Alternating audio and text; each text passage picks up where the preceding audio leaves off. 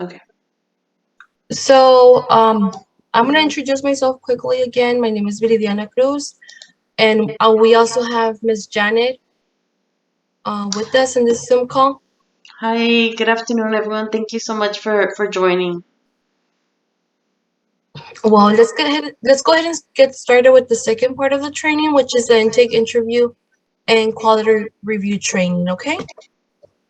So let's see. I keep getting requests to admit people. So objectives of this training: follow consistent intake interview and quality review process.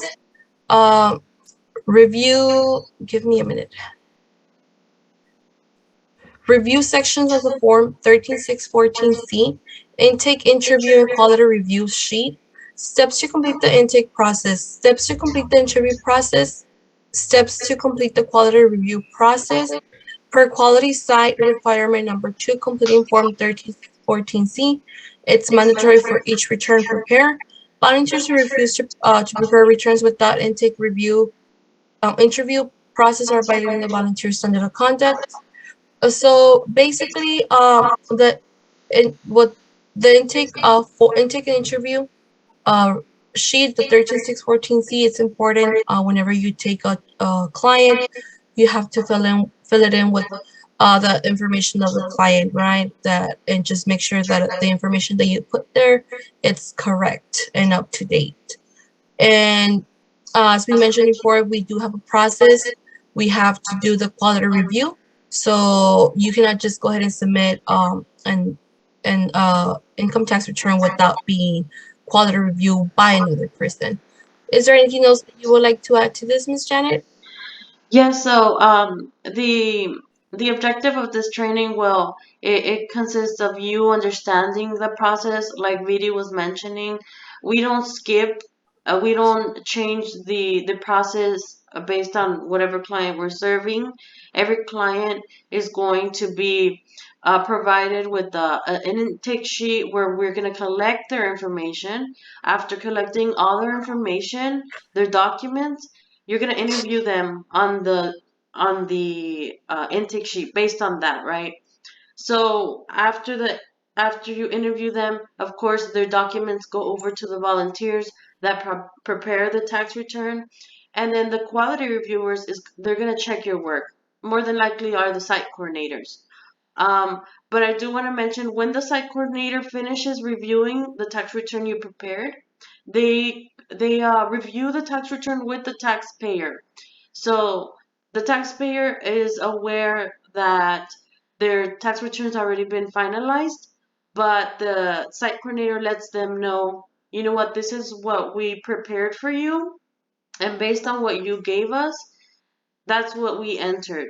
So if you agree with the tax return that we just finalized for you, we do need a signature that you understand that you're responsible in case the IRS audits you, at the end. Let's say you transmit it and the IRS has more questions for the taxpayer. The taxpayer can't necessarily come back to us. They have to respond to the IRS individually and fix that. Sometimes we help out as much as we can, of course, with any specific client that comes in and asks us for help because the IRS is requesting documents. So they understand that it's their responsibility after signing that. So we don't send it off to the IRS until they understand that they're responsible for anything that they provided to us. Thank you, Miss Janet. So let's move on to the next slide. All VITA volunteers must use the Form 13614C along with an effective interview for every return. So this is a closer look of what it looks the Form 13614 looks like. As you can see on part one, it's your personal information, your first name, last name, best contact number. Always get a contact number, right? That's a valid one and that they can be reached out. Just in case, the return gets rejected or you forget something or, something always happens. So just have a contact number for them. And as you can see, it says your spouse first name, the mailing address. Are sometimes they're just gonna give you their ID, right, or their driver license. Don't just assume that the address on the driver license is where they're, updated, or that's where they're currently living. Make sure, ask them, right? Hey, is this your address? Is this where you act, current address? Can I put this? And if they say yes, then you continue with that one. And sometimes they're gonna provide you with another address. That's fine as well. You can see the job title, the spouse's date of birth, the spouse's job title, and then on the part two, where it says marital status and household information, that's where you would put married, never married, divorced, legally separated, widow.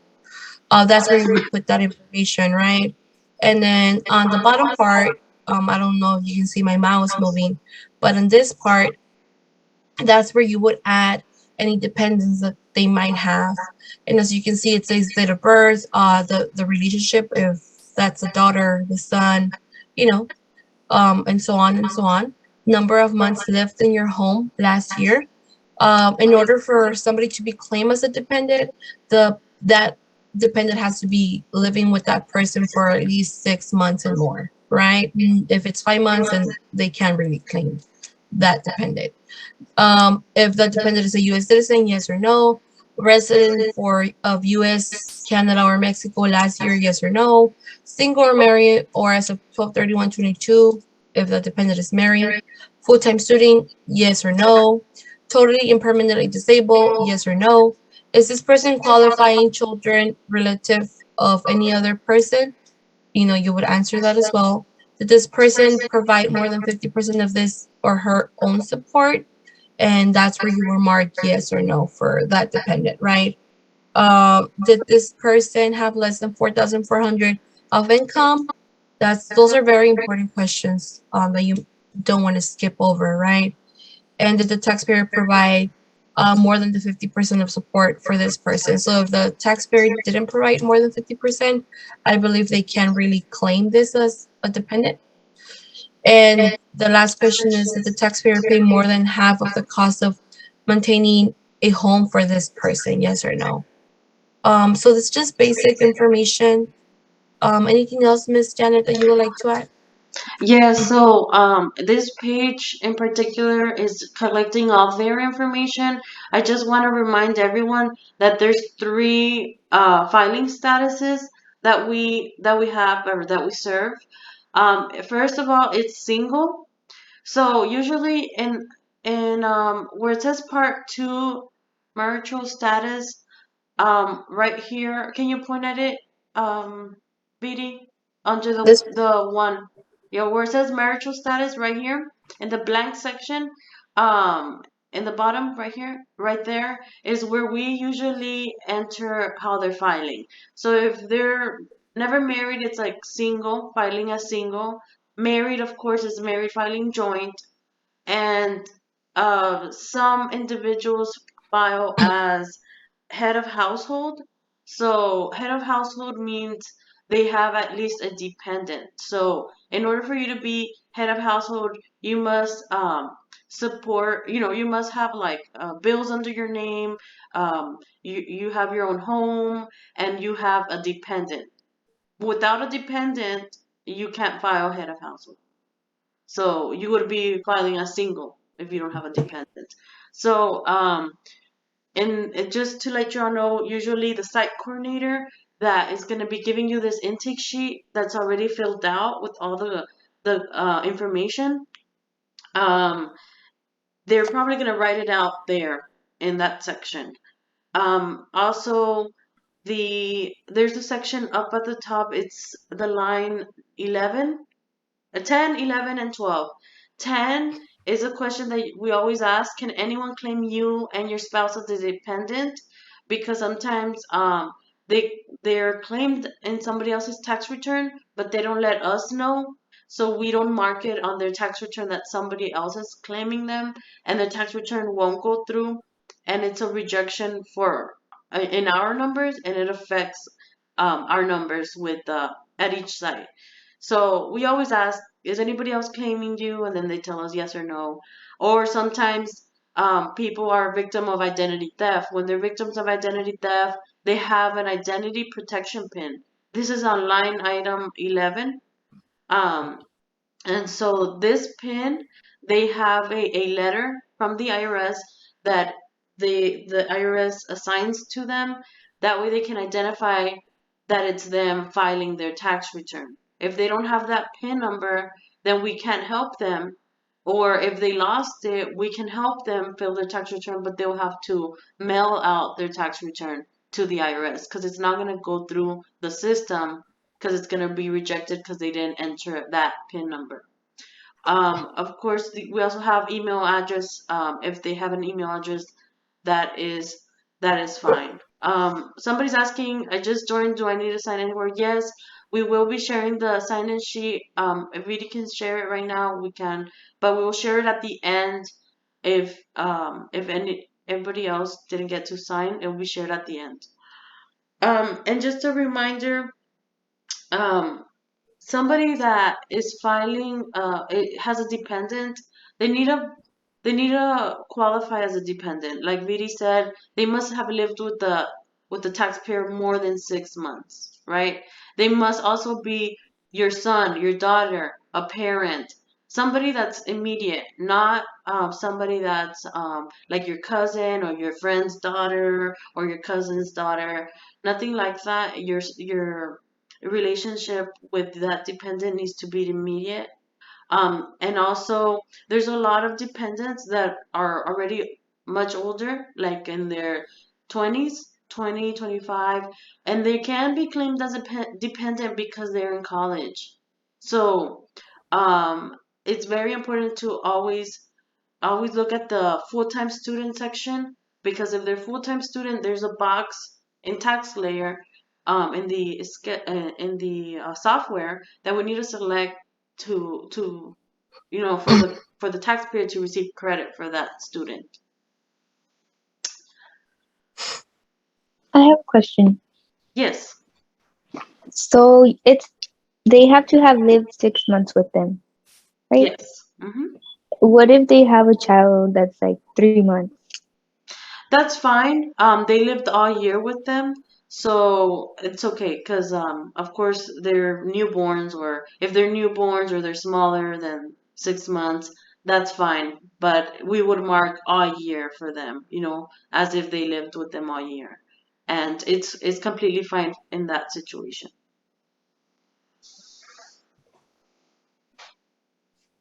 Any other Okay. questions? We can move forward. I have a question, miss. Yes, So, if the student is in college and is full-time, but is working a part-time job, is he considered dependent? yes. So the parent can claim the student to get the credit that he's a college student. Okay?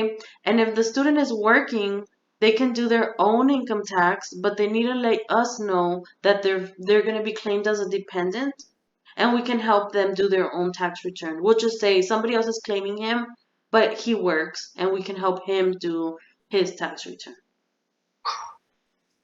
There's a little another question based on that. Yes. Does because so when we filed our FAFSA also, one of the things was when claiming as dependent, sometimes the counselor had told me that we need like proof that we are dependent. Mm-hmm. What kind of proof is that? Like I was given an example like that you don't talk to your parents, or would it just be like the income tax that they need that they're filing on their own? If the student is filing on their own, or Yes, just a student. if the student is filing on their own and is no longer a dependent with their parents, Yes. Do they need any other proof besides their income tax or W for two? FAFSA, Yes, for FAFSA. I'm not sure about the FAFSA requirements or situations, but if you are no longer a dependent but you still live under your parents' house, I believe you can provide your parents' income if you don't provide more than 50% of your support. I'm not sure exactly about the FAFSA section though. I know that there's a lot of students that work, they're dependents, and we're able to do the parents' tax return and the student tax return. Not sure about the FAFSA section. Okay, thank you. Yes. Okay. I don't think there's any more questions. Let's go ahead and move on to the next slide. So this is the page 2 of the intake form.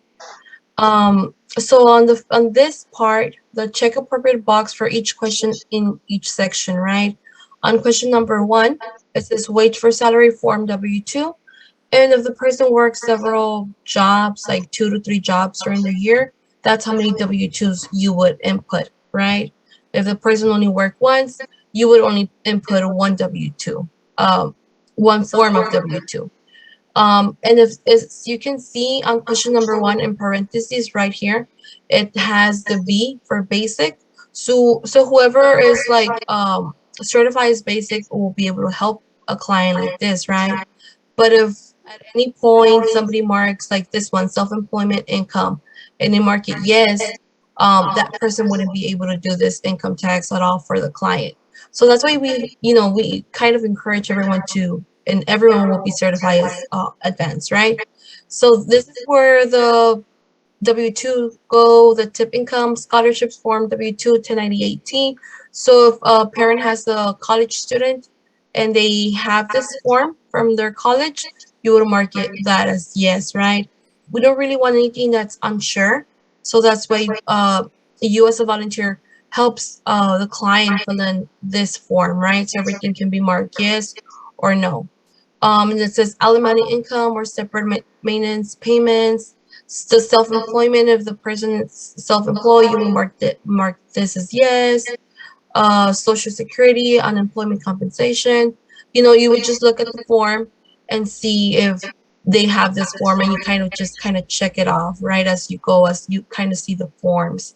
The self-employed individuals must provide total income earned, mileage description of vehicle, date of when the vehicle was used for business, and qualify expenses. So for that, if a client comes, right, and they just bring you their receipts and they expect you to do the calculations, we can't do that. By the time they come and do their income tax with us, they should already have, their calculations more or less. They don't really have to show us any proof, but just let them know that if the IRS chooses to audit them, they're gonna have to have a form to, back up what they're claiming in their income tax return, right? And then if you go to this part 6, I believe, Four and five. 4, oh, 4 and 5, sorry. If you come to this part, which is expenses last year did you or your spouse paid, and then you can see alimony or separate maintenance payments, and you will mark yes or no. And then right here on educator expense on box number 6, it says for supplies used as an eligible educator such as teacher, teacher aide, counselor, and so on and so on. And if they spend more than $300, sometimes they can even spend up to $1,000, but the IRS would only credit them 300. So last year, from what I recall, 250, but this year's 300. So that's how the teacher would get the educator expense. So you will mark that as yes, right? And then the life events. Last year, did you or your spouse, right? Health. And that's where you would also mark if they have, I believe, health insurance. Let me see. Line 9. Line 9. Have health coverage through the marketplace. So if they do have health insurance, but they didn't bring the 1095A, there's they would have to bring it in so we can fill in the form. So that's basically it. As you see the forms in front of you, you just kind of mark them yes, no, yes, no, right? So it's just like a little check mark of the forms that you have in front of you. I don't know, Miss Janet, would you like to add anything else? Yes. So what I like to do is, you're probably not the person that's gonna be helping the client fill this form out. It's gonna be a site coordinator collecting the paperwork.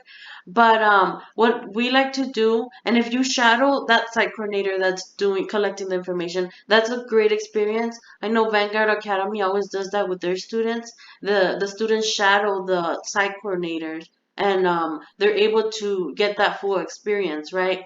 And what the site coordinator does is they ask the client what tax documents they're bringing, and based on what they brought, that's what they check off. Yes, they brought this, you know?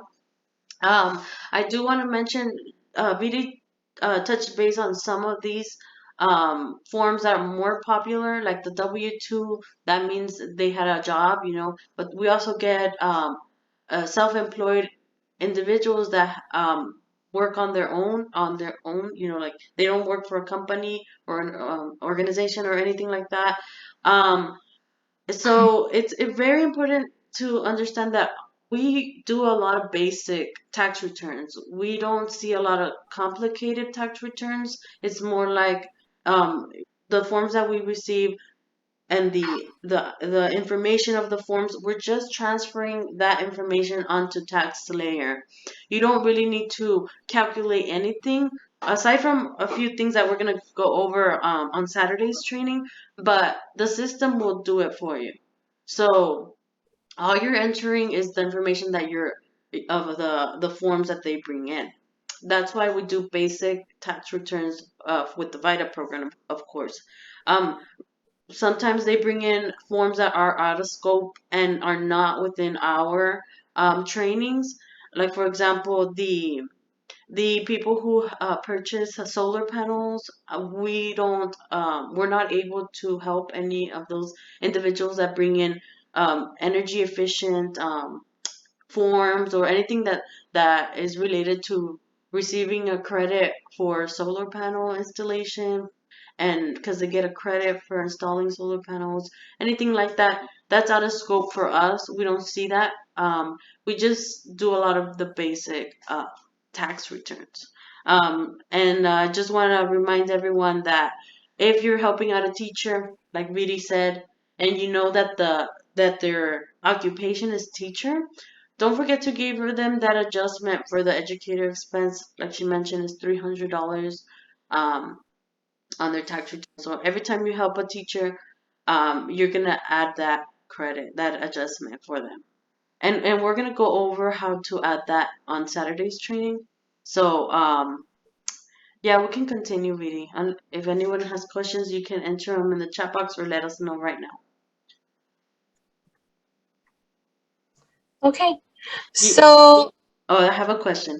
okay. So if a person is self-employed, they won't have a W-2. No, they won't have a W-2. They Mhm. will. There's some people that just come to the site with a piece of paper and they're like, "This is how much I made. This is how much I earned. These are my expenses. This is my mileage. You know, and that's it. And that's okay. We can enter that information. But self-employed individuals don't receive a W-2 form. Self-employed individuals may not have any form at all, or they can have a contract form, which is if they do contract work, I'm sorry, they get the 1099 NEC form. And go back, Vidi. It's it is. Can you go? Oh, okay, it was a little slow. It's on number 7, the 1099 NEC form. That's the one that they usually bring if they do contract work. Miss Terrazas, Yes. I had a question about the W-2 and the 1099. Yes. So, what's the minimum salary for someone to have to do their taxes with the W-2 or with the 1099? The minimum, Yes. the minimum you can, as long as you have with money withheld on your W-2, you can get that money back. So on your W-2 form, if you have money, I'm sorry, not money, but the withheld amount on box 2, you can file a tax return. It doesn't matter how much money you made. If you don't want to file, I believe it's on. I'm gonna look at my 4012, and it's let's see. Because they had told me that for the W-2, the minimum was 600. I don't know if I'm right. For the W-2, Yes. the No, minimum. W-2, no. The 1099, I'm sorry. Oh, okay. The 1099. You're talking about the 1099K. That's the one that everybody's receiving for the transactions for the like PayPal, Etsy, Cash App. Is that what you're talking about? No, I mean when you have a contract. When you have a contract. Okay, yes, because they only provide you a form if you make more than 600. Correct. Yes. Yes. They're asking as well if it's possible to have more than one W-2. Yes. If they work several jobs, they should put all the jobs that they. Yes. So, if you have several jobs, you're gonna have several W-2s. And from different companies, yes.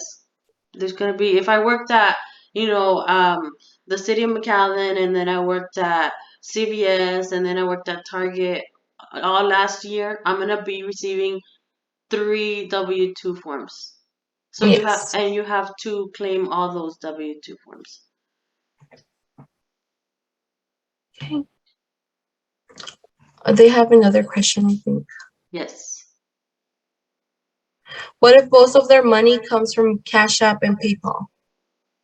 They'll be They should. receiving a 1099K form, 1099K form, and I believe it was um, the 600 amount, but or more if they made 600 or more.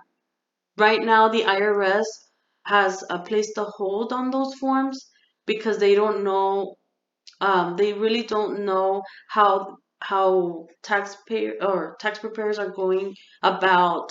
What if you just sold a car through Cash App? Like, I don't know, somebody might have sold an item, and it's not like income. It's just something they sold through Cash App, PayPal, or Etsy, and they're gonna receive that form, the 1099K.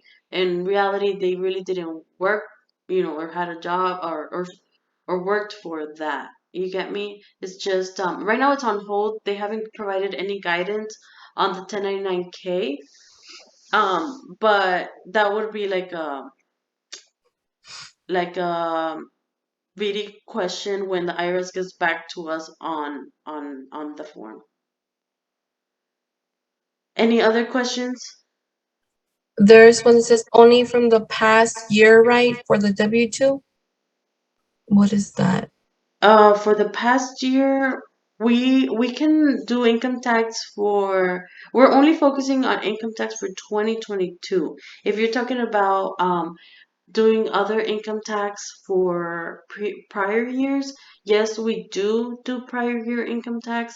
You would just have to get with the site coordinator because you're probably not gonna know, um, because every year tax law there's tax law changes. So you didn't get trained last year for that specific tax return. So that's why we only try to assist those that are doing their 2022 tax return, and those who want to do prior years. I think they can go up to 2017 or 18, and we will help them at United Way for those. Okay. I think that's our those are all the questions. Okay. Okay, let's continue with the PowerPoint.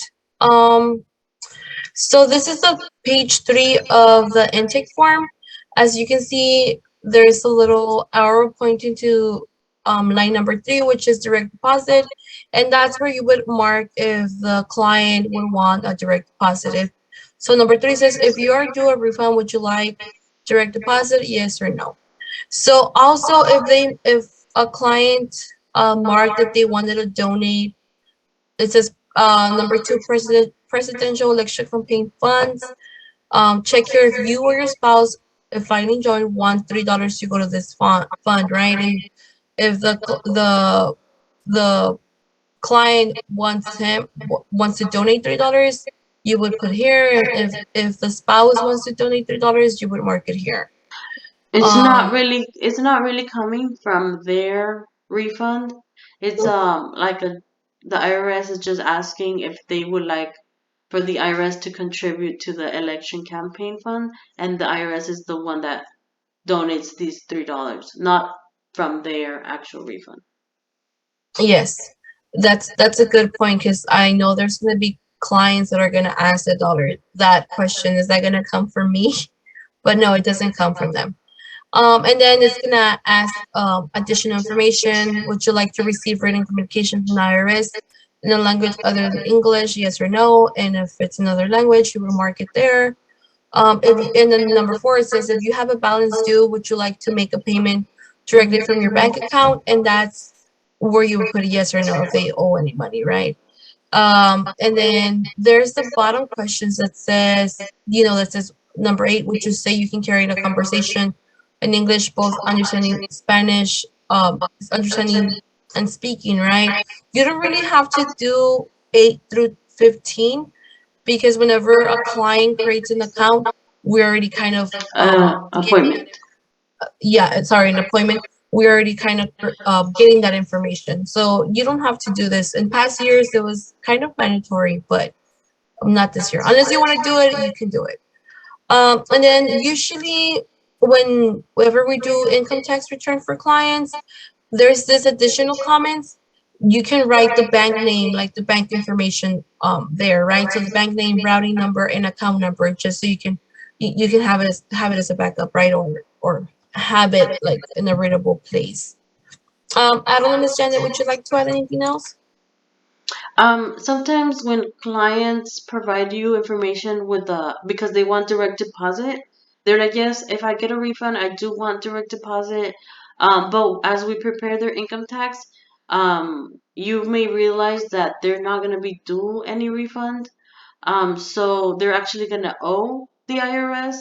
So then we don't enter the direct deposit information. We inform them first and we tell them, do you still want us to put your bank information so they can pull that money out of there?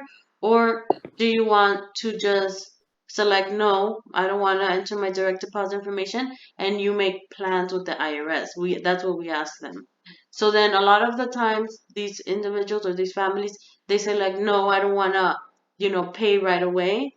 They make payment plans with the IRS. So we don't put that direct deposit information. We remove it from their tax return.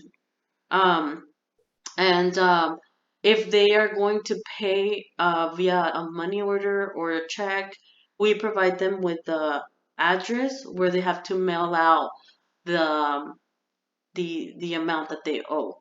So the site coordinator will have the address for the IRS.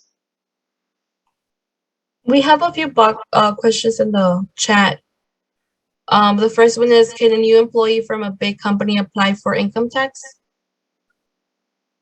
Any employee from a big company apply for income tax?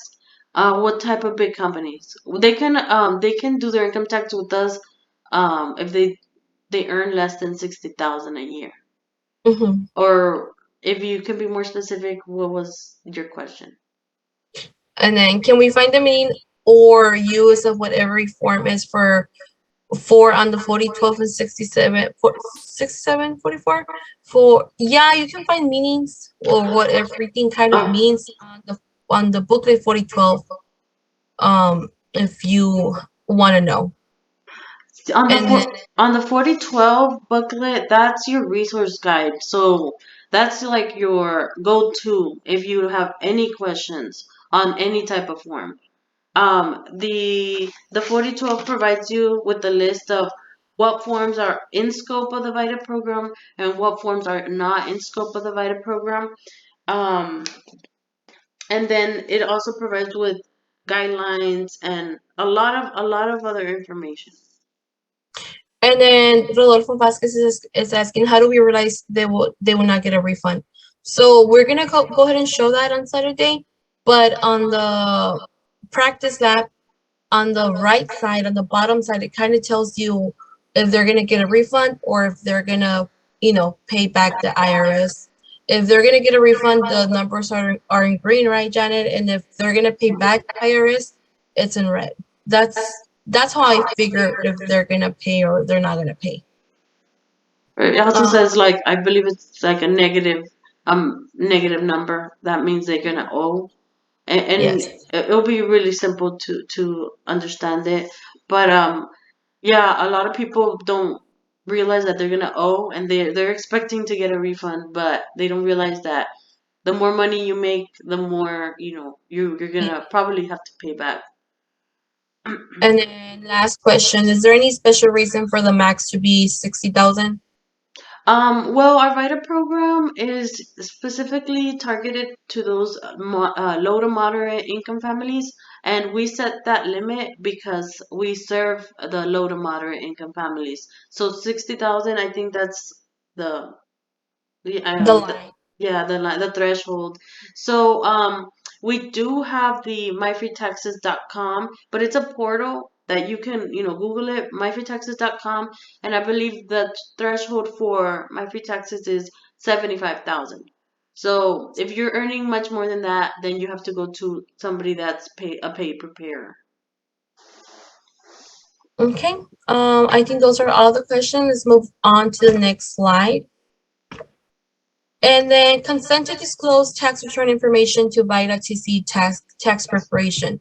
So we have it, as you can see, it says federal disclosure, right? So the reason why the client should sign this whenever they do their income tax with us is because their information is safe in our database. So if they come next, Madam Janet? Oh, I don't know. I didn't say it. So I kind of okay. So their information is safe in our database, right? So usually we always get our clients to come back. They always trust us to come back and do their income tax return. So whenever you try to always input their information, how it's in their social security, because if you put it in in the system, it's probably gonna auto populate their information if they're clients that are returning with us. So that's just what it means. They're just signing that they agreed for their information to be saved in our database. Yes, usually, if they come back to the same site, the information is gonna auto-populate, and you can just, if you get those clients that are coming back, you can just continue, and just double check if, maybe they got a new job, and then you're gonna have to add the new forms that they bring in. But I like when I get those type of clients because everything goes much faster. The information is already in the system, so the system kind of recognizes that. But if they're clients that are just moving around and doing it anywhere at many sites, then their information won't populate like at one site. Yes.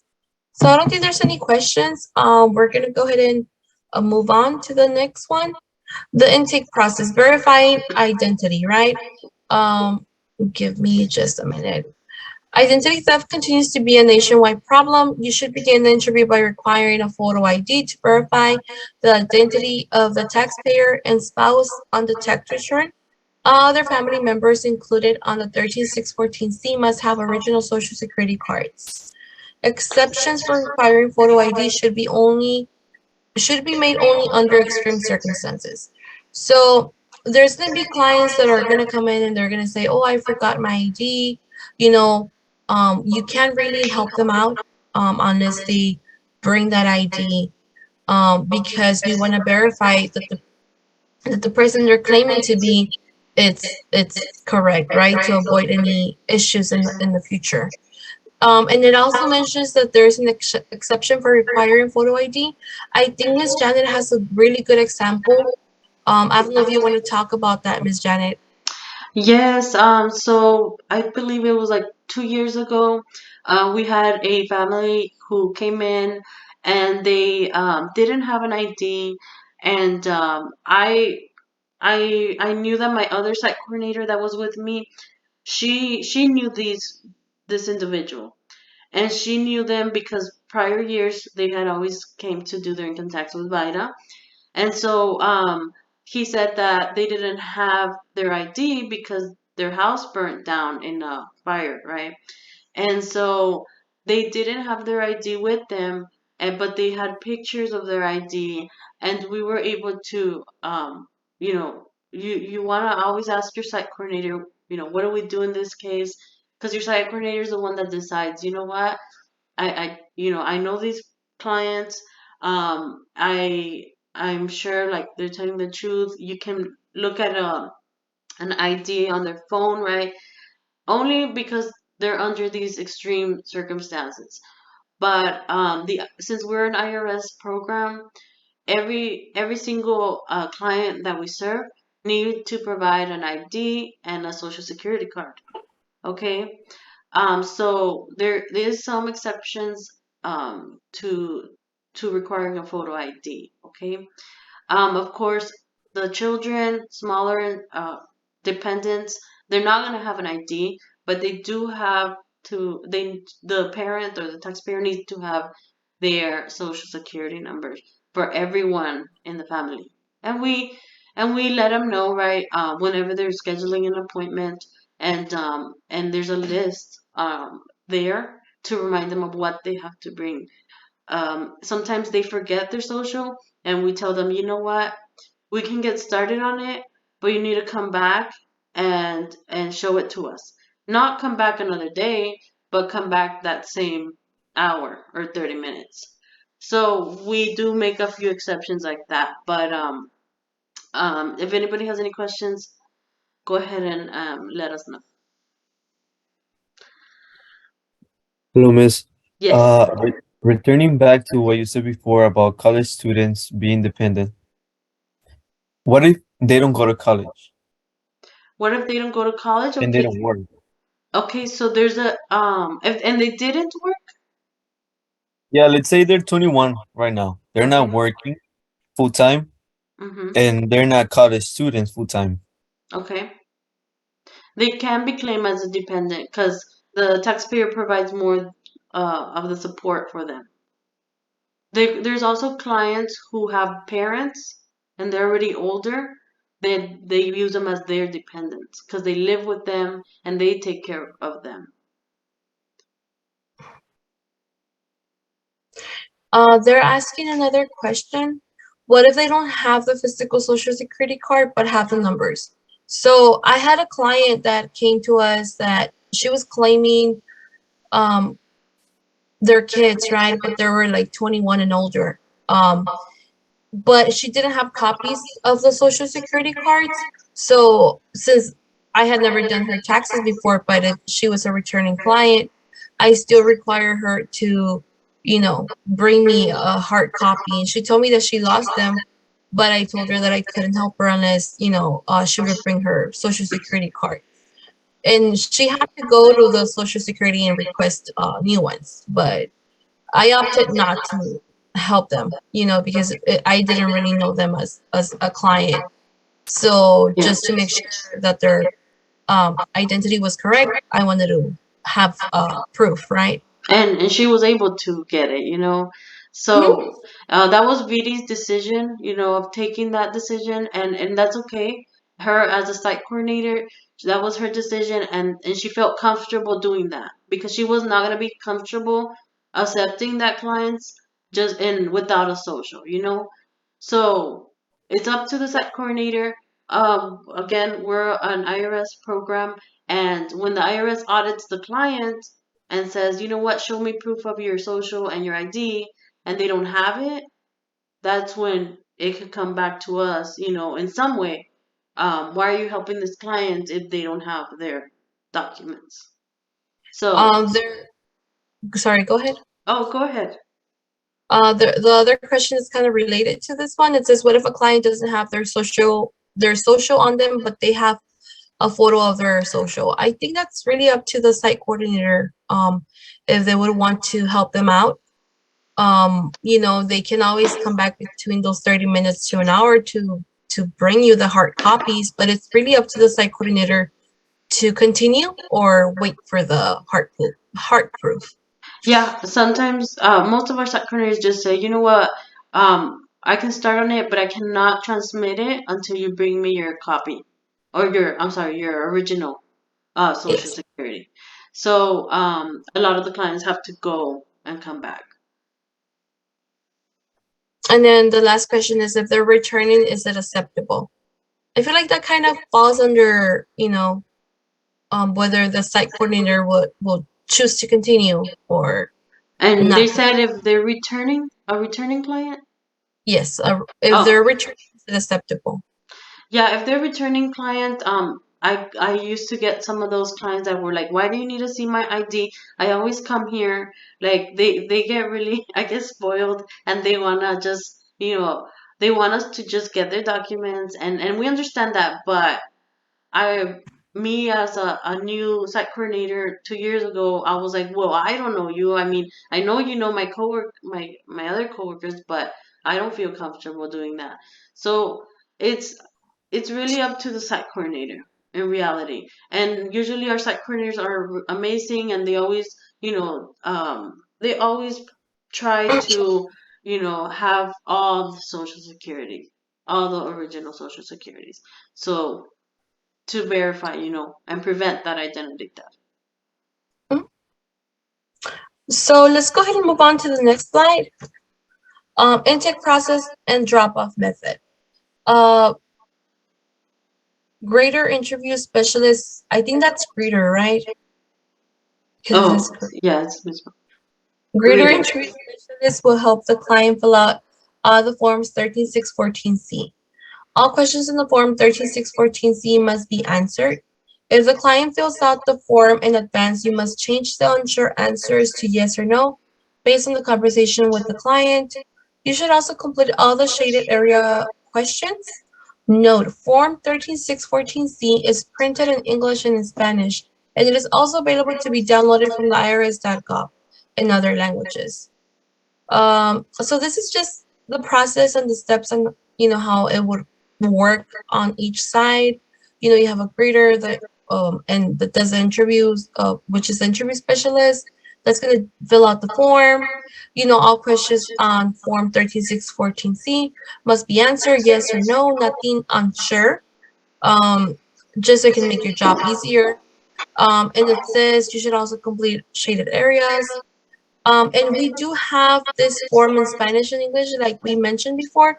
I believe Spanish is green, right, Janet? And then yellow is English or backwards. But It's you're good. gonna be able to tell, which one is which, right, based on the color. And you should always do this form for each client, or the person that's gonna be in front being the interview specialist. I don't know, Miss Janet, would you like to add anything else? The shaded area questions are on the bottom section where we write in the dependent information. Those questions are just questions that you need to ask the client. And you wouldn't know unless you ask the client. So whenever the site coordinator completes this intake sheet, they're going to ask the client all of these questions and make sure. Sometimes when they're helping a client fill out a sheet, another client pops up and says, "Hey, I'm here." Then the site coordinator provides them an intake sheet so they can fill it out um, while they wait. And then when they come back to us, some of the questions are answered as unsure. That's why we have to change them to yes or no. Oh, okay, so I don't think there's any questions, Miss Janet. We'll just go ahead and move on to the next slide. Next step, interview process. The interview process clarifying questions. Complete an interview with the taxpayer because at any point you may find that the taxpayer is above the required certification level. The tax return is outside the scope of the VITA TC programs. The taxpayer does not have all needed information or documentations. Both the intake and interview process is completed with the greeter interview specialist at the entrance or outside the building. Discovering these things before starting the return will save your time, the taxpayer's time, and will avoid much frustrations.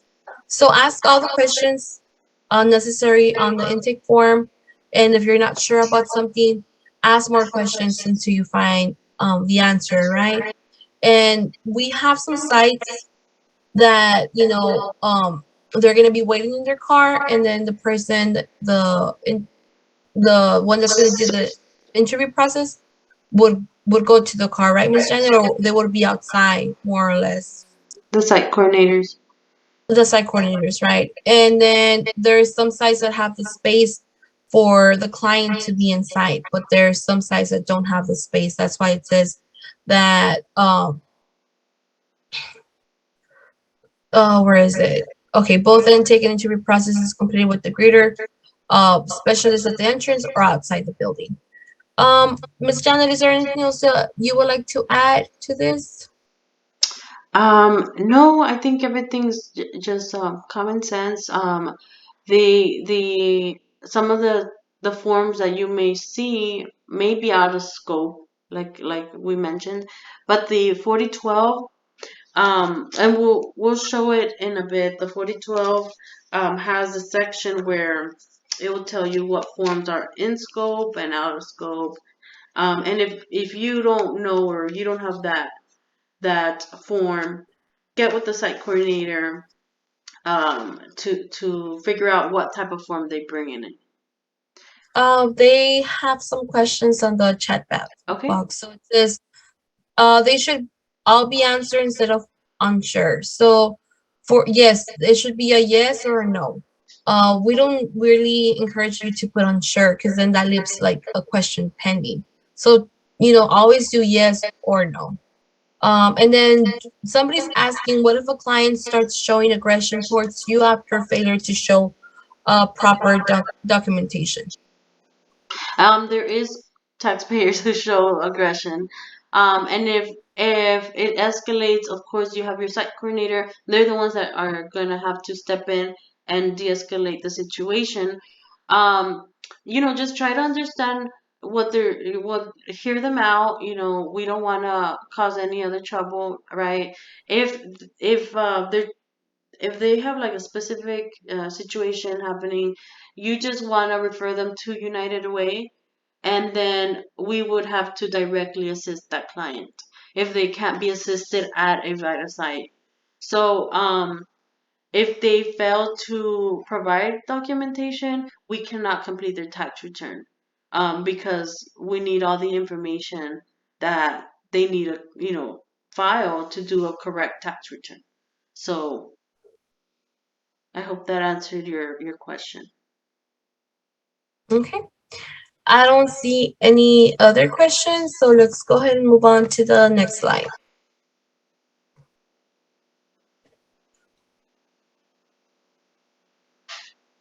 The interview process, part 1, your personal information. Verifying that the information in part 1 is correct and complete ensures that the name matches the social security documents.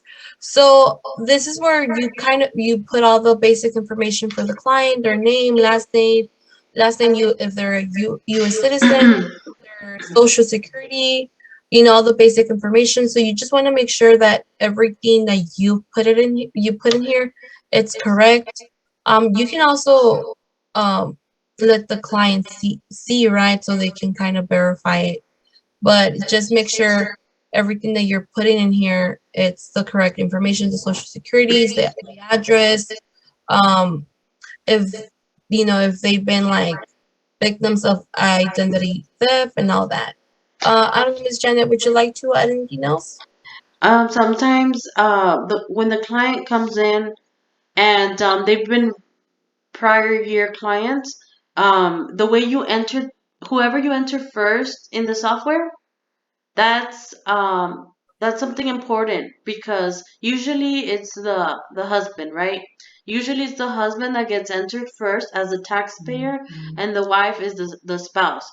So if you swap them next year, you put the wife first and then the taxpayer, their information is not gonna automatically populate. So you just it doesn't matter if you if you flip them, it doesn't matter at all. But just know that maybe if you enter the husband first, everything's gonna auto populate for you, unless you swap them. So also a lot of individuals have long last names.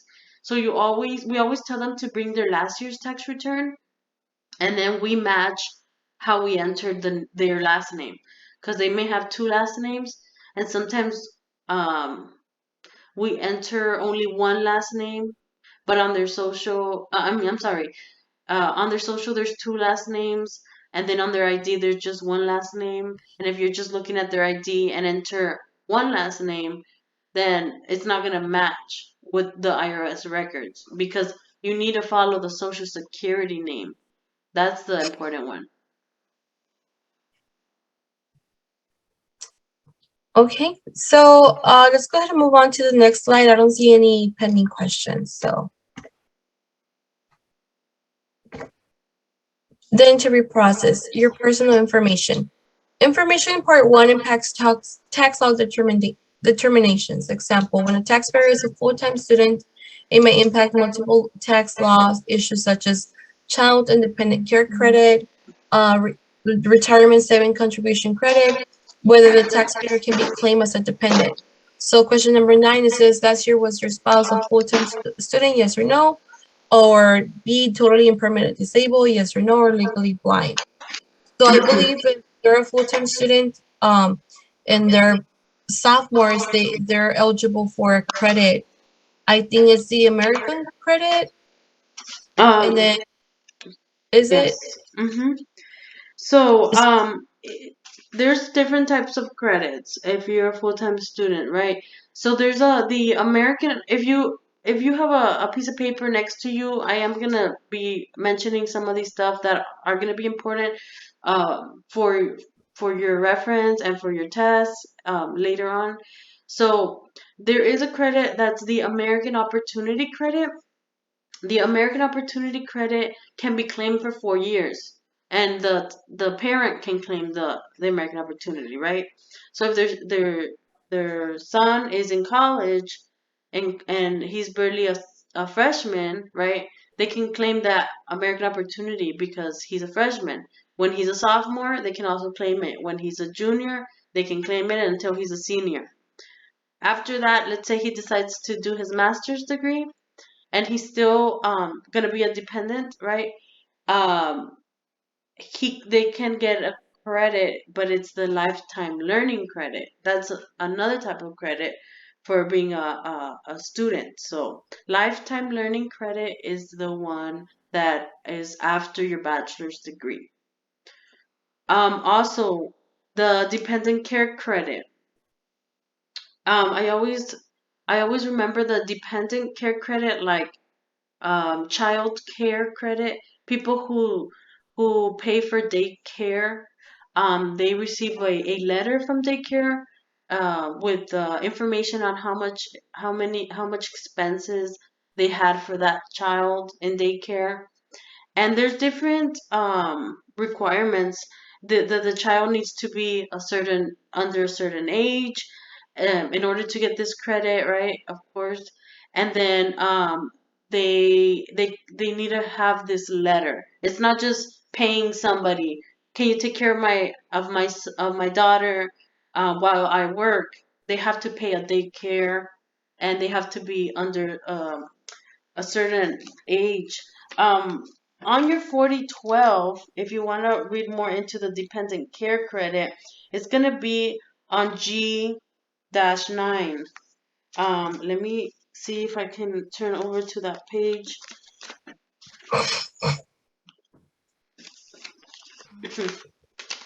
Do you want me to look for it? Yes. If you have it in with you on your screen, I have a question. yes. So for all of these credits, they have to be a dependent.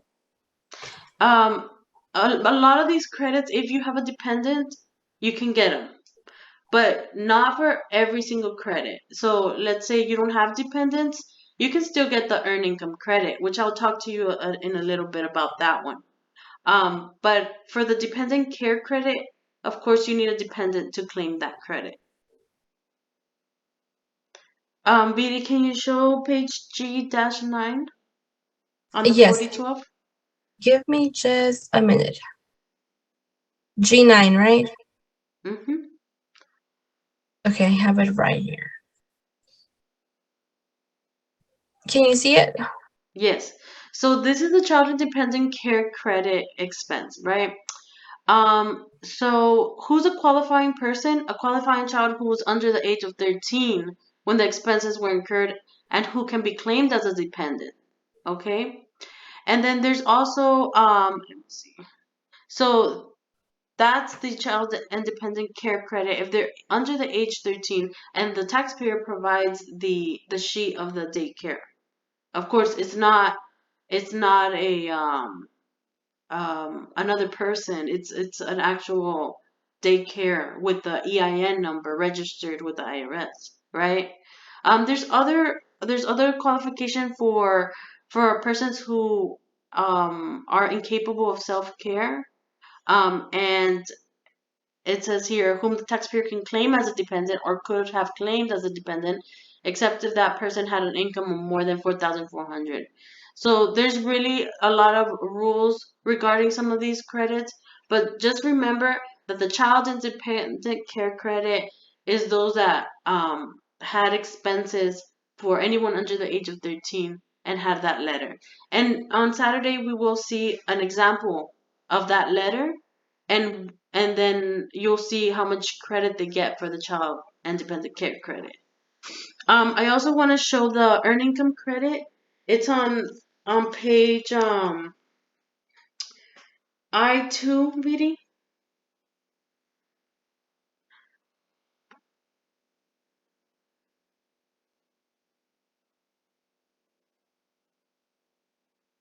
You could put on the search I2, or did it not let you?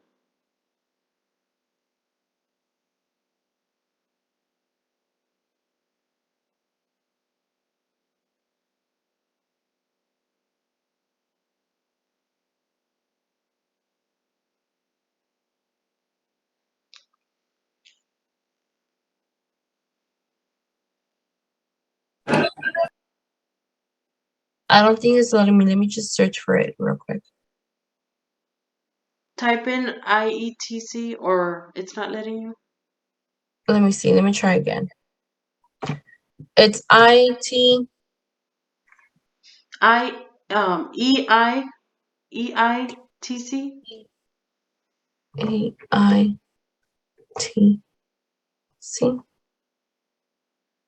C like in cat?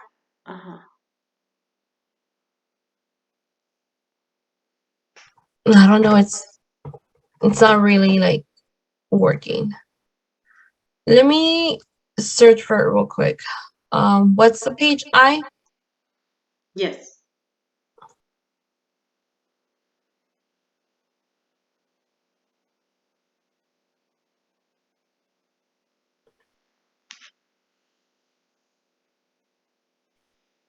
That one. Okay.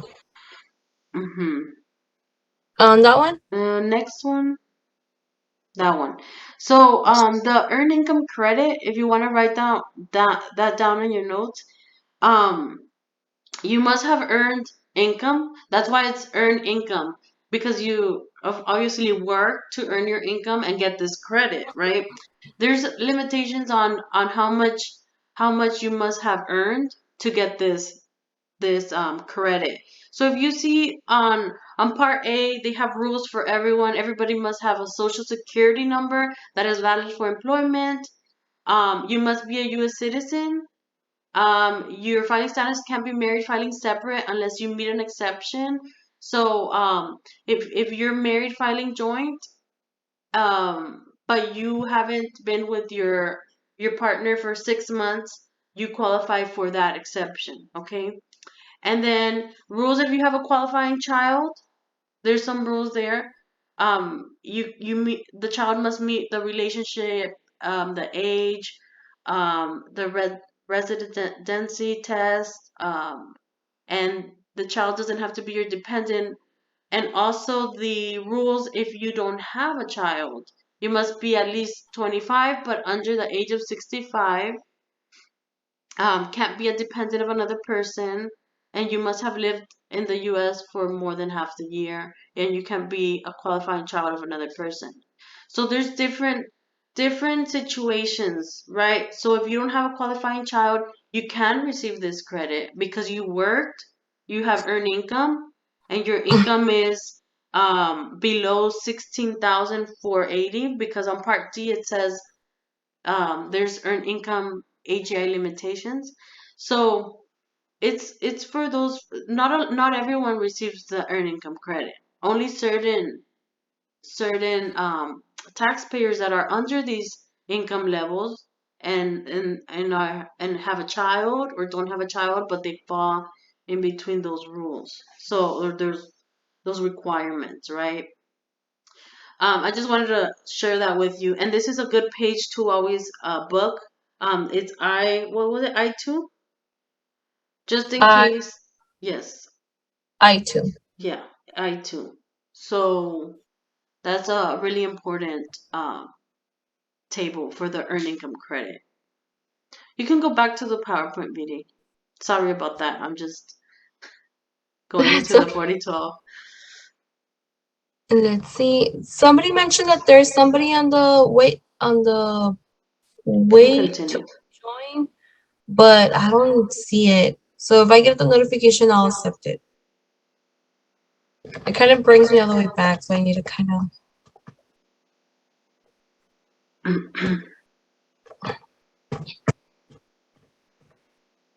I think we were just here, right? Okay. Yeah, you can move forward. So the information in this section. Go ahead. Oh no, I was gonna help you read because you've been reading a lot. You can Marital status and household information. This information in this section will help the preparer make determinations about the filing status, dependency exemptions, and various credits and deductions, right? So, here in the bottom section, we already went over this. This is where we're gonna enter the dependence information. So if you see somebody there in the dependence section, it's automatically gonna come to you like, okay, they're either, if they're married filing joint, right, or they're head of household, because if they have a dependent, they can't be single, right? So if they have a dependent, they have somebody they take care of and they support them, that's head of household. Or if they have a spouse, that's married filing joint. Okay. And like we mentioned, remember that they have to have lived with them at least 6 years, 6 months, I'm sorry. And another important thing to note here is to this shaded section. This is the shaded section that we were talking about, that everything here needs to be filled out. And this is asking the client. The only way you will know is by asking the client.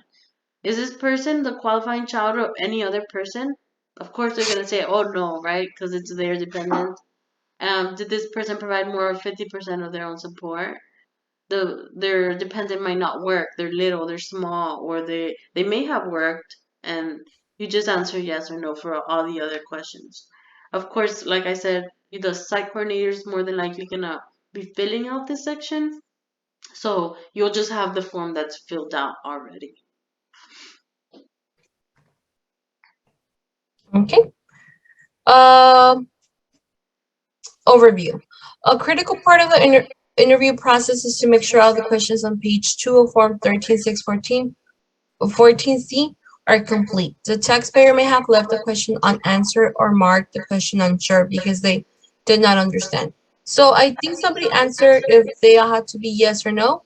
So as this, it's mentioned that you have to, all the questions have to be yes or no. Nothing can be unsure, because then unsure will be like a pending question. So we don't want to do that. We want to ask all the questions possible to get an answer yes or no. Ms. Janet, would you like to add anything else? No, and more than likely, if there's an unsure question marked, it's probably because they did this on their own. Remember how I said that sometimes we see them waiting and we're like, well, might as well pass the intake sheet out so they can fill it out as much as they can. That's when we'll see that they left some unsure questions, but we'll just ask them again. Tip income means that they tipped you, right? So just clarify the questions with the client, and they'll say oh no, then no, I just had a W-2, right? Okay, then that's fine. But that's what we mean by unsure. Part three, income. Did somebody speak? No? Okay. Taxpayers asked about income received and should check the appropriate line. Item yes, no, or unsure. The answer must agree with the document W-2, 1098-T, 1099-INT, and so on. So as they give you the form, just go ahead and do like as if it's a little checklist and just mark the ones that you have yes, and the ones that you don't have no, right? So you can answer all the questions and you don't have to leave anything unsure or blank. Ms. Janet, would you like to add anything else? Yes, like I mentioned, the fastest way to fill out the form is to collect their forms, whatever they bring in, and then whatever form they bring into you, that's when you check, yes, they have this form. Yes, they have the scholarships form. Yes, they have the W-2 form, right? No, they didn't have any income. Then that's when whatever other questions you may have, that's when you ask them, did you have this form, just to make sure that an important one is the healthcare form. Did you have healthcare with the marketplace, right? And they'll say no, no, I don't have any. So then you already know, okay, just you're just double checking.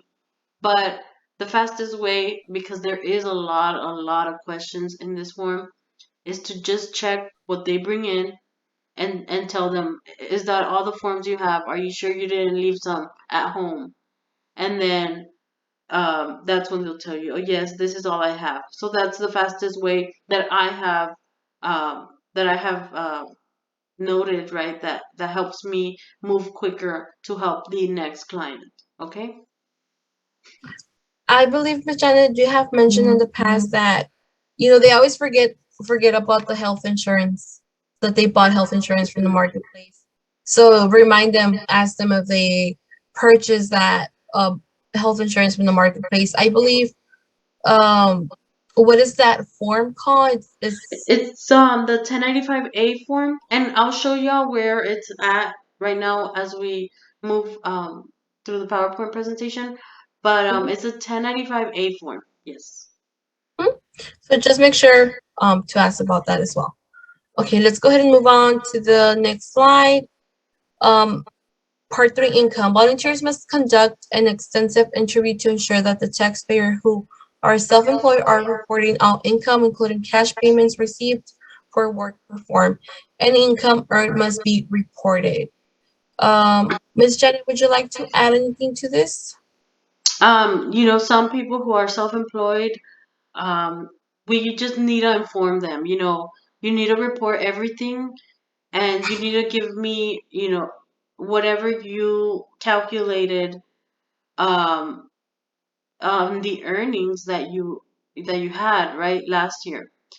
So sometimes they don't have that with them, and they're like, "Well, I don't know. What do you think?" And we can't really tell them. They're the ones that had their business and were running their business. So you need to tell them, every cash payment you received must be reported, and we will not be adding any receipts that you may have, any expenses that you may have had, because they need to be prepared to bring us that. And they know, a lot of our clients, they already know what we expect from them. Like I said, they're self-employed, and if they don't know, you just need to give them some time to figure it out, and they can give you that accurate information. So any income must be reported, no exceptions. I know that the cash check and is one that they don't really know how to track it. A lot of our self-employed low income families, they don't know how to track that, and they're gonna give you estimates, and that's fine. If they give you estimates, that's completely fine. Um, but they just need to know that if the IRS is, auditing them, they will be responsible for providing any information that they're requesting. We have some questions, Janet, on the chat Hmm. box. So tip income for the people we help would always be answered no. Know if they didn't receive it tip income, but you always want to ask them, do you have any did you receive any tip income last year? So we don't know what type of job they had, right? So you always want to ask them. But if they bring in a W-2 form and you ask them, is this the only job you had? And they'll say, yes, this is the only job I had. So then you realize at that point that that's probably the only job they had and they didn't have any other job that provided tips, or they weren't self-employed, or um, y- they'll just give you the form that they're bringing in, and that's the form you're gonna file. And then do scholarships mean that I have to report when I'm awarded in the scholarship or when I have used the money already? It was question 3. That's a good question. If you receive scholarships, you're more than likely gonna receive a form 1098-T. And if your parent is claiming you as a dependent, then that information would go on that section when we're trying to get you that education credit. And if you paid more for your classes than the scholarships you received, that's when you can claim that credit. If your scholarships are much more than what you paid for, then you don't get um, any type of educational credit. So if your parent is claiming you to get that education credit and you got scholarships, more than likely they're not gonna be receiving any additional credit for the education credit. They will get a credit for claiming you as a dependent and being a full-time student, but not for the American Opportunity. Okay, thank you, Miss Janet. Let's go ahead and move on to the next slide. Um, income. It is necessary to ask clarifying questions, even if all questions are answered. If the taxpayer checks yes to the question of retirement income payment from pension and annuities and or IRA, and they all have already given you a Form 1099-R for their IRA distribution, you should then ask, is this your only distribution? If the taxpayer left a Form 1099-R at home, they will need to return with it to continue. Ms. Janet, would you like to add anything to this? Yes, sometimes they have multiple forms. Like we said, you can have multiple W-2 forms and you can have multiple 1099-R forms, and as well as any other form like the interest when you collect interest from your bank, the 1099 interest form. You have They can have multiple forms. So that's why it's important to ask them, is this the only form that you have? Because if you might have forgot another one at home, then we can't, continue. Or we can continue, but you need to bring it. So that's why we need to ask those questions, those clarifying questions, so they can, bring us every single document. Because they might think, well, yes, I have another form, but it's the same form. It's the 1099-R. Yes, it's the same form, but we need to enter both because they may be different, right? Different forms. So we enter any form that they may bring. Just reminding them, you can have multiple 1099-Rs or interest forms. So that's what it means by clarifying questions for them. Okay, we don't have any questions. We can move on to the next part. Expenses. Questions in this section help alert the preparer to expenses paid by the taxpayers that may affect their return. Alimony or separated maintenance payments. Number 1. The taxpayer expenses are not the only considerations for a tax deduction or credit. Note, use the reference material to determine eligibility for deductions and credits. Always consider the most advantageous position for the taxpayer. Ms. Janet, would you like to add anything to this?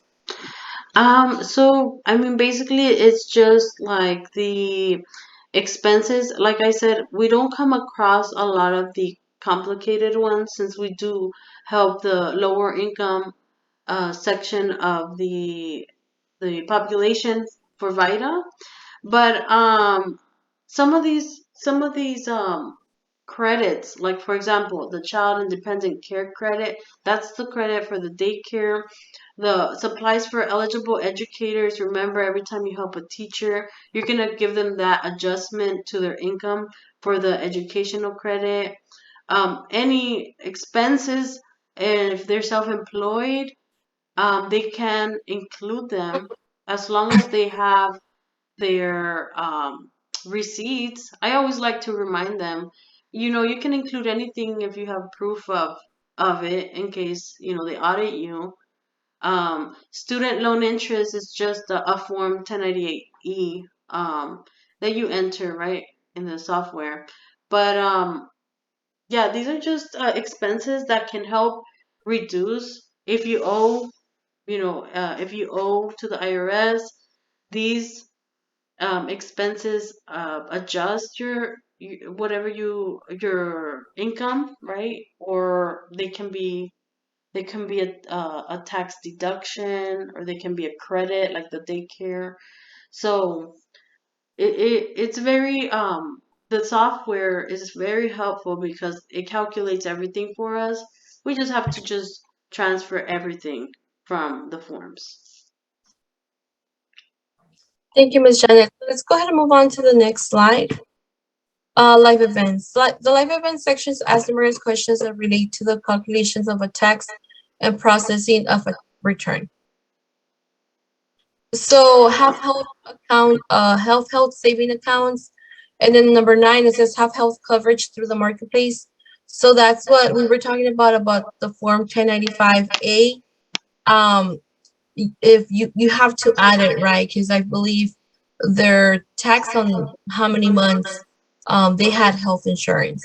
Ms. Janet, would you like to explain a little further on this? Yeah, so like we mentioned, the health coverage through the marketplace, they'll bring that form, the 1095A form.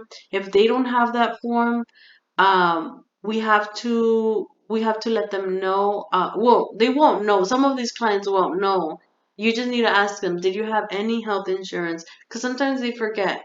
And so there is a binder in the Vita box that will provide you with a phone number of a organization called MPH Salud, and they will help the client download the form 1095A. Okay. So it's very helpful because some of these clients don't have access to internet or a computer, and they don't know how to download the form. They won't know where to print it. So they go ahead and help them do that. Of course, we already mentioned the earned income credit. You get this credit because you had earned income, and that's the table that we were looking at earlier on the 4012. And based on if you qualify based on your income threshold, if you make less than the thresholds that were listed in the table, you'll get this earned income credit. The child tax credit if you have a dependent, or the American Opportunity Credit, the one that you're able to claim because of the first 4 years in college. The purchase and install energy efficient home items. If they say yes to that, we already know it's out of scope for us. We can't assist anyone who had any energy efficient home items. I'm not so familiar with those tax income tax with that because we don't get trained on that. The first time home buyer credit, those are clients who who have who have to report every time they do a income tax. They need to let the person know that they are a first time home buyer credit. I believe it's like a loan and they're able to pay a portion of it every income tax that they do. So they just need to let us know. Usually, it's the site coordinator that is able to uh, do that for the client. Okay. Um, Other than that, all the other forms are basically the form 1099-C is the cancellation of debt. We just transfer those into the software. Thank you, Ms. Janet. Additional information. In this section, the taxpayer will indicate how they want to receive their refund. Comments and additional information that would be helpful during quality review can be recorded in R for additional comments.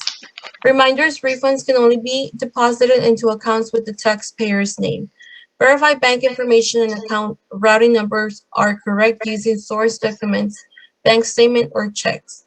So on bullet number 3, it says reminder refunds can only be deposited into accounts with the taxpayer name. So if they want to borrow, if they don't have a bank account, but they want their refund a little faster because direct deposit will be faster, they can tell you, oh, I'm going to borrow a bank account from a friend or a cousin, and it's not under my name. We can't really do that. The bank or the check, whatever they're going to provide for you as evidence as for the for the routing number and account number has to be under the client's name. If not, their tax refund will be sent to them through check, through mail. And the last one says verify bank information. Make sure the bank information, like the routing number and account number, is correct, and show them, right, so they can verify it too. You never know if you don't verify it by them. They, instead of getting direct deposit, they're gonna get a check, and they might be a little upset about that. So just always double check that information since you're kind of dealing with the refund. Ms. Janet, would you like to add anything else? No, I think you got it. Okay, thank you. The next step is quality review process. The quality review process introduction. Every return must be quality reviewed. A second pair of eyes that is focused on quality review offers the best opportunity to correct small errors before they cause big problems. Quality review is an effective tool for preparing an accurate tax return. So 2 eyes is better than 1, right? Sometimes you might enter out the information and you might just skip one little detail. That can affect the amount of the refund sorry, or how much they actually have to pay. So that's why we do the quality review process. You do the income tax, and instead of submitting it and sending it to the IRS, you would submit it to be reviewed, and then the site coordinator would do that. Ms. Janet, would you like to add anything else? No, just that every tax return gets reviewed. So you prepare it, and somebody has to check it, no matter what, right? And so everybody after the tax return is reviewed with the site coordinator, right? She checks your work, everything looks good. Then the site coordinator meets with the client. So then she has to review the tax return with the client. Okay? Because at the end of the day, it's the client's tax return, right? The client wants to know if we did it correct. And so they're going to review it. And they're going to review the tax return with the client. And then after they review it, that's when that client decides, you know what? I see that everything's correct. Everything you entered was what I brought to you. So yes, let me sign this, and you can send it to the IRS. So that's basically, the process of that. Thank you, Ms. Janet. So let's go ahead and move on to the next slide, the quality review method. 2 acceptable methods. Designated review, preferred. Employ a designated quality reviewer, a volunteer dedicated to reviewing returns prepared by other volunteers at the site. Peer review. Volunteers can review each other's returns. So these are 2 acceptable forms of quality review. You can, you know, designate a person that's going to be doing the quality review, or if the person next to you can help you review it, that's acceptable as well. And then it says no self-review quality review reviewing a tax return you prepare is not an acceptable quality review method. So if I'm doing this tax return and I'm the site coordinator, even if as a site coordinator, I wouldn't just be able to submit the return, right? I would have somebody else view my return, and then I would go with the client, and then they would review it and see that the information is correct, and then I would go ahead and submit it. So always remember that, even if somebody is busy, or just go ahead and submit it to be reviewed. That's not an option. That's mandatory. Miss Janet, would you like to add anything else? No. Okay, so let's go ahead and move on to the next slide. Quality review tips. Do not transmit a mark complete or approve a tax return until the taxpayer has received quality review with the site coordinator and signed their tax return. Site coordinators will transmit every tax return at the end of the shift. Flag and add a note to those tax returns that will not be transmitted. So as we mentioned, after it's been quality review by the site coordinator or somebody that's designated, you would go back to the client with your client, and some clients know that it's a process, so they wait there, and then you would go over the information with them, their uh, their name, their address, to make sure that the address is accurate and they're still living in that address, especially their bank information, if the routing number is correct, if the account number is correct. Because if they agree and they say everything is correct, and then later on they tell you, oh, I gave you the wrong routing number, right, by one number, well, it's not really your mistake anymore, because you showed them to the client, right, and the client review his return. So that's why we always do that quality review process, so it doesn't come back and affect the site or yourself, or it doesn't mark the return as a rejection, because every rejection affects the site. So the more eyes that can check the return, the better. Ms. Janet, would you like to add anything else? Yes, just to note that if we do enter the wrong routing number and account number, and the client says, "Hey, I never received my income tax. Why?" And then we realize, what, there was one number that was incorrect. What's gonna happen is just that they're gonna mail out a check to their address. So we can't change anything anymore. It's past, it's already processed to the IRS. So we just have to wait and let them know that they're gonna get a check. Mhm. Thank you, Ms. Janet. The interview process. Generally, as an IRS tax law certified volunteer, you can rely on good faith on information from the taxpayer without requiring documentation as verification. This requires asking the taxpayer to clarify information that may appear inconsistent or incomplete.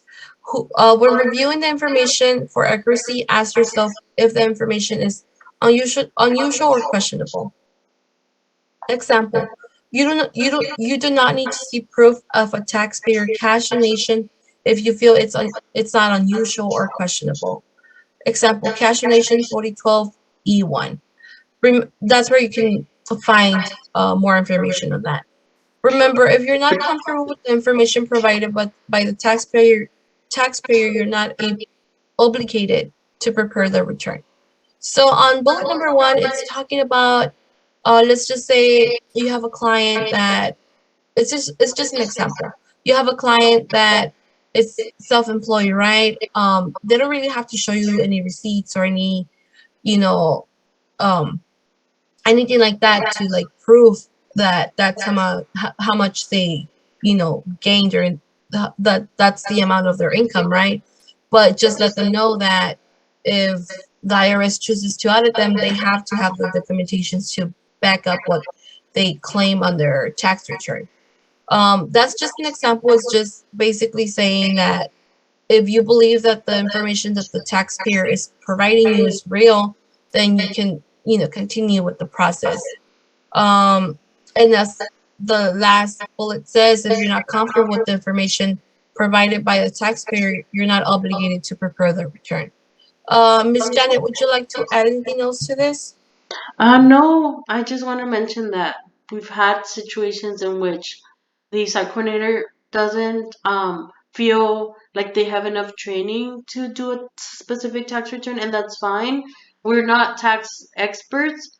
We only do basic, tax returns. So if they're having a lot of trouble, they're either gonna reach out to Vidi or I, and they don't have to prepare that income tax. Of course, we prefer to not messing somebody's income tax. We prefer to just be safe and not get them into trouble with the IRS. So if you're not comfortable, that's completely fine. You don't have to continue with that. Thank you, Ms. Janet. So next steps. To complete your intake interview and quality review exam, you will need publication 6744, VITA TC Volunteer Assisters Test Retest. Go to www.irs.gov and see search for publication 6744. Once you have publication 6744, you can complete questions 1 through 10 on page 19 through 20. So that's where you will find the test. If you want to search publication 6744, go to page 19, and that's where you're going to find questions 1 through 10. To become certified, volunteers are required to create a link and learn. So we already created that account on the first training. But if you need to create an account on the last bullet, that's the link to go to linkandlearncertification.com. So I think that's it for this PowerPoint. We don't have anything else. Do we have any questions from the chat room? You can enter your questions in the chat room, and we'll get to them as soon as we can.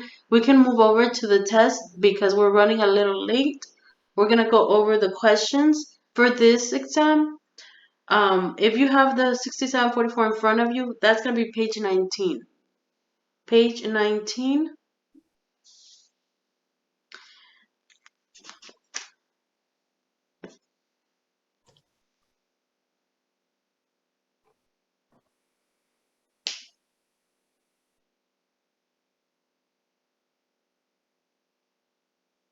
Okay, I have the questions on the screen. I think somebody's asking some questions. Where do we do the test? I have the link right here. So if you go to linkandlearncertification.com, this is where you would actually do the real test.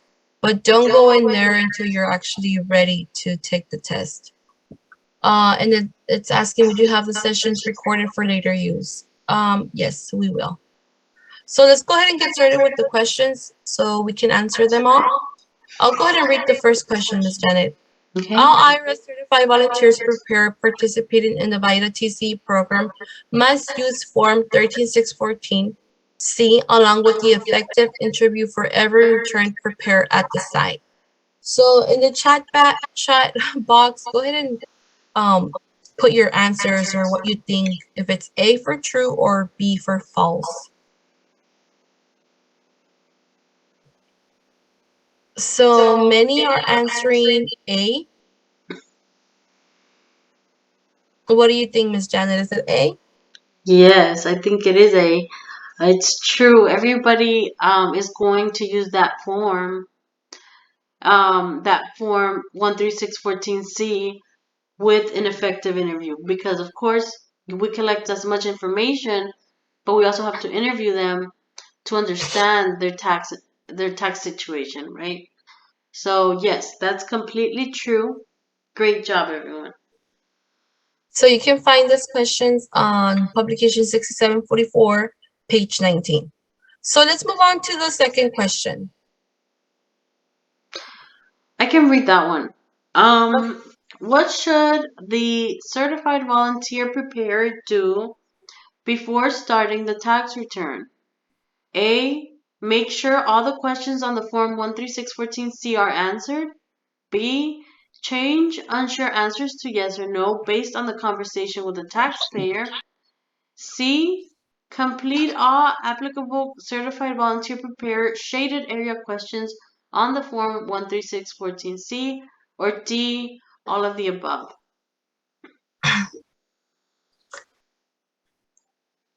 Okay, they're already answering. That was so fast. Yeah, I was. Everybody's answering D for number 2. And That is D is correct. that is Yes. correct. Yes. Good job, everyone.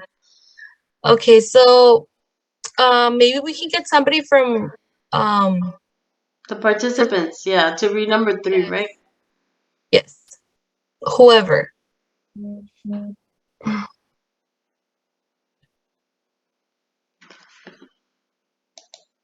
Or we'll have I can do it. Okay, Okay. go ahead. Number 3, right? Yes. Yes. Okay. When reviewing Form 13614C, you see the interest question is marked yes, and the taxpayer gives you a form of 1099 INT. You should ask the taxpayer if they had any other interest income. Okay. Is that A for true or B for false? It's A. Yes, great job. Yes, everybody's Everybody was answering. already answering. Yeah, everybody's already answering for A. Yeah, everybody said true, and that is true. Like I said, many can have multiple forms that are W-2s, 1099 interest, and you always want to confirm if that's the only form, if they have any other, right? Yes. So let's move on to question number 4. Can I have a participant read that question and answer it, please?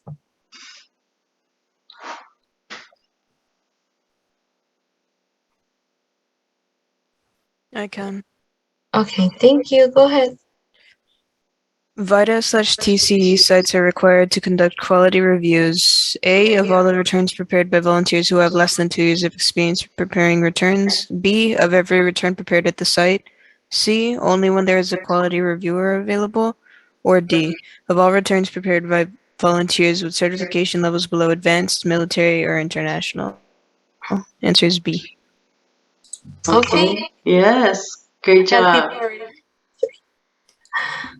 Yes, I see everybody answered B. And yes, of course, like we said, quality reviews happen on every return that is prepared at the site. So yes, that's correct. Number 4 is B. Yes. So let's move on to question number 5. Can I have another participant read number 5, please?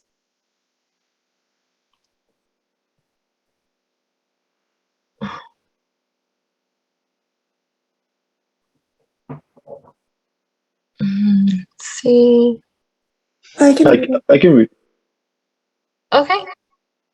It says, you do not need to see proof of cash donations made by a taxpayer if you feel that information is not unusual or questionable. A, true, B, false. Okay, what does everybody think? You do not need to see proof of cash donations made by the taxpayer if you feel that the information is not unusual or questionable. And everyone's answering B already, so everybody's saying true, and that is correct. Remember, we don't need to see proof of any cash donations, of course. We always take their word for it. Just reminding them that they're responsible for their tax return. If any questions come um, across the IRS auditing them, right? But yes, and also we want to mention that this question on your test, it's worded a little different. It will say you do not need to see proof of insurance coverage for a taxpayer if you feel that this info is not unusual or questionable. It just says insurance coverage, but the answer is still true. Good job, everyone. So let's go ahead and move on to question number 6. Can I get somebody else to read it, please? Yeah, somebody else was saying that they could read it, number 5, but I don't. It was a girl. You can Yeah. Yes. go ahead. In most cases, a volunteer must review photo identification for every taxpayer to deter the possibility of identity theft. A, true, B, false. Okay. What does everybody think? In most cases. Okay, everybody's already answering, Vidi, and they're saying A for true. Is that true? Yes. So number 6 is number A. It's true. Good job, everyone. Everyone's on fire tonight. Okay, so let's go ahead and move on to question number 7. I can read that one. Okay. Okay, so number 7, this page 20. When does the taxpayer sign the tax return? Okay, when do they sign? A, before quality review and before being advised of their responsibility for the accuracy of the information on the return, or B, before quality review and after being advised of the responsibility for the accuracy of the information on the return, or C, after quality review and before being advised of the responsibility for the accuracy of the information on the return, or D, after the quality review and after being advised of the responsibility for the accuracy of the information on the return. So when do they sign? That was fast. Everybody's saying D, and that's correct. Yeah. So for number 7, the answer is D. Yes, They after the quality review, because we want to check the work, and then after we advise them of the responsibility. So that is correct. 7 is D. Good job, everyone. So let's go ahead and move on to question number 8. I think I can read it. The site is busy with many taxpayers waiting for assistance. All volunteers are busy preparing tax returns. Can you call to review the return you just prepared instead of waiting for someone else to call to review the return? So number A is yes, if it is a returning taxpayer. B, yes, with approval of the site coordinator. C, no, a self-review is never an acceptable quality review method. D, no, unless you're certified at the advanced level. So what do you think?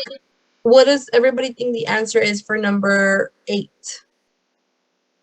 So I already have 13, 14, 16 people. Yeah, everybody's answering C. Everybody's answering C. So yes, number 8 is C. A no self-review is never an acceptable quality review method, even if the site coordinator tells you it is like for you to review it. No, that's not acceptable. So let's go ahead and move on to question number 9. Yeah, we just have 2 more guys. So who wants to volunteer for the last 2?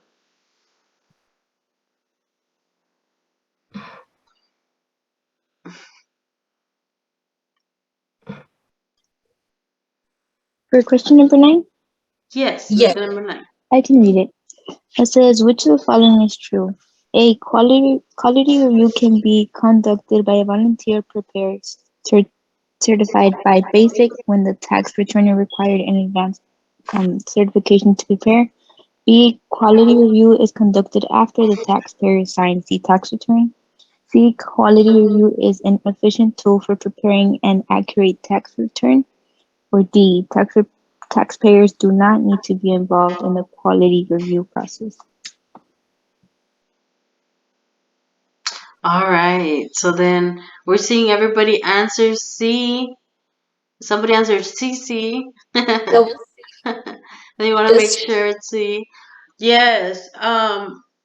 It is true. The quality review is an effective tool for preparing an accurate tax return. Two set of eyes is always allows us to catch errors before we transmit to the IRS, and the taxpayers need to be involved in every process because at the end of the day, it's their tax return, right? So C is the correct answer. Everything else is not true. But number 9 is C. Good job, everyone. So let's do the last question. Who's the lucky one that's going to do question number 10? Can I have anyone read it?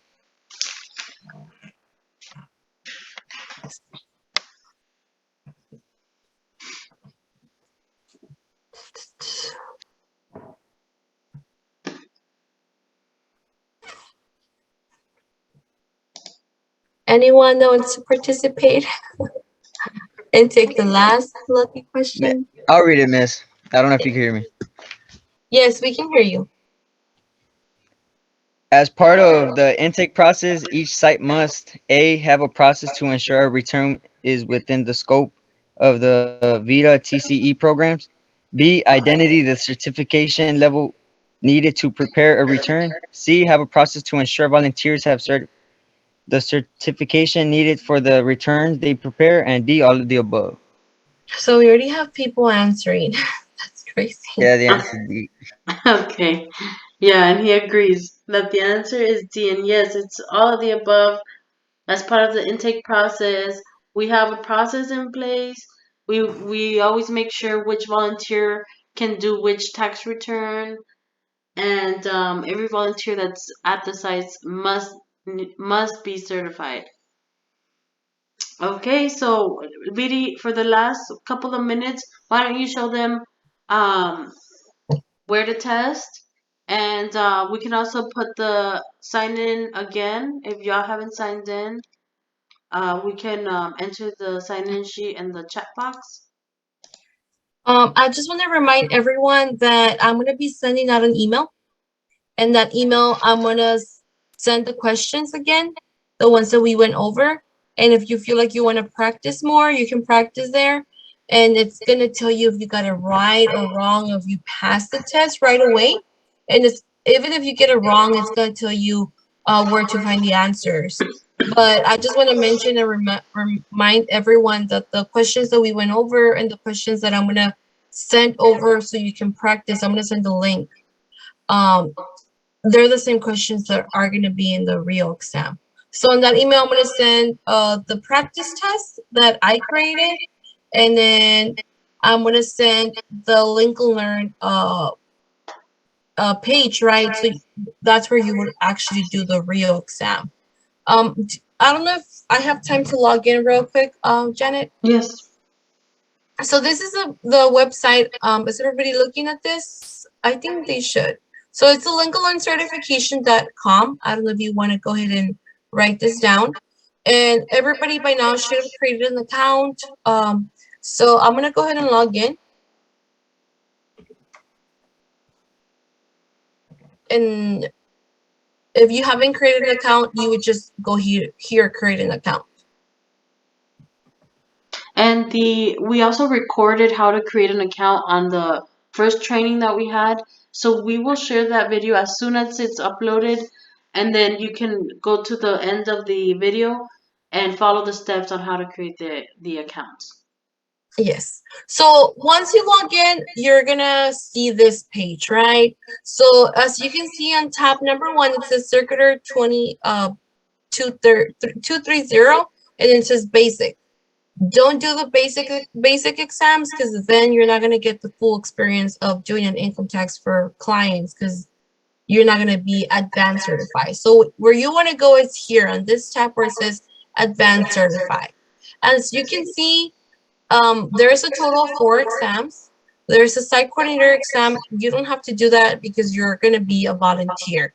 So you just have to do the volunteer standard conduct exam, the intake, interview, and quality review exam, and the advanced exam. Those are the only 3 exams that you would have to take. You have to pass the exam with an 80% or higher. we already went over the answers, so it's an easy 100. So just so you know, we don't have the answers for the retest.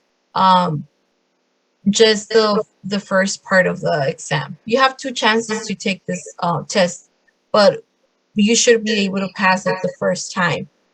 And then we're gonna go over the advanced scenarios on Saturday, I believe.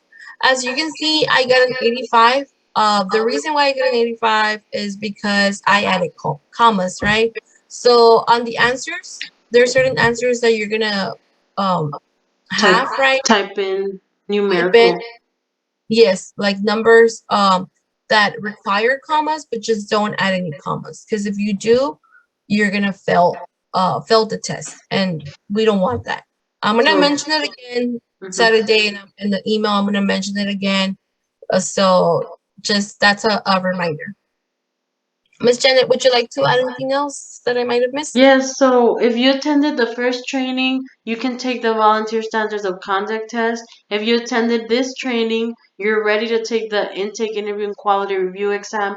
You can take it right now if you have um your account already set up and running. If you're not 100% sure of the answers that we worked on together, that's why Vidi's gonna send a practice test so you can check your answers.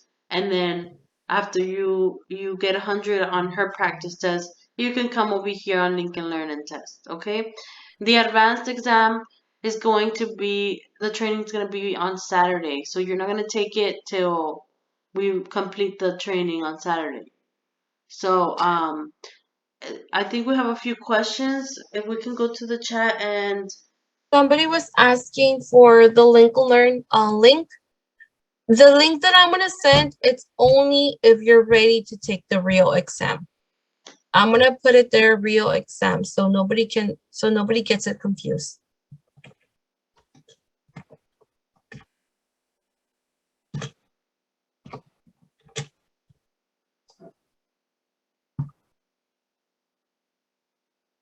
And then they're asking, does the exam have the questions from all the past quizzes of this session?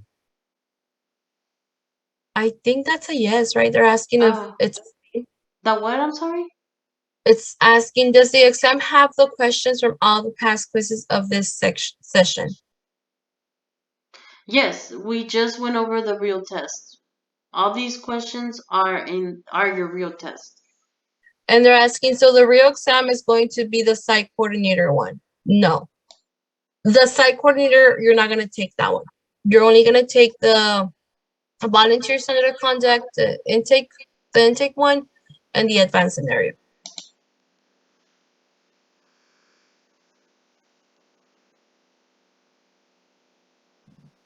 And they're asking, are we able to get a copy of your PowerPoint or the recording of this session? Oh, I think you answered that one, Ms. Janet. Yes, I can share the PowerPoint. Just email Vidi and she can share it with you. And then we will send the recording links to everyone that signed in the chat box in the form. They're asking, how do we register for an account? So if you weren't here in the first session, we can send you the video and it's going to show you how to create an account. Or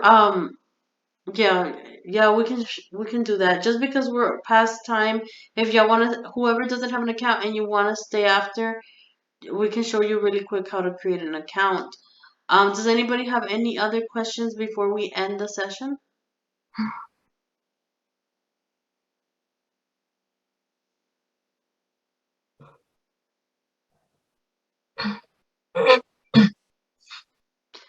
Okay, I don't think so. So make sure that you do create both accounts before Saturday, because Saturday we will be needing both accounts. Okay? Well, yeah, both accounts. If you have both accounts, that is best. Okay? Um,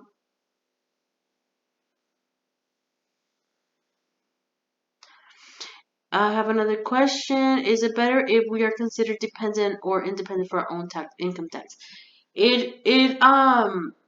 I've seen that if your parent claims you as a dependent, because you're in college or you're gonna be in college, they get a much larger refund for that credit, for the education credit, and they're also claiming you as a dependent. Um, if you work and you're a college student, we always recommend the parent to claim the their daughter or their son.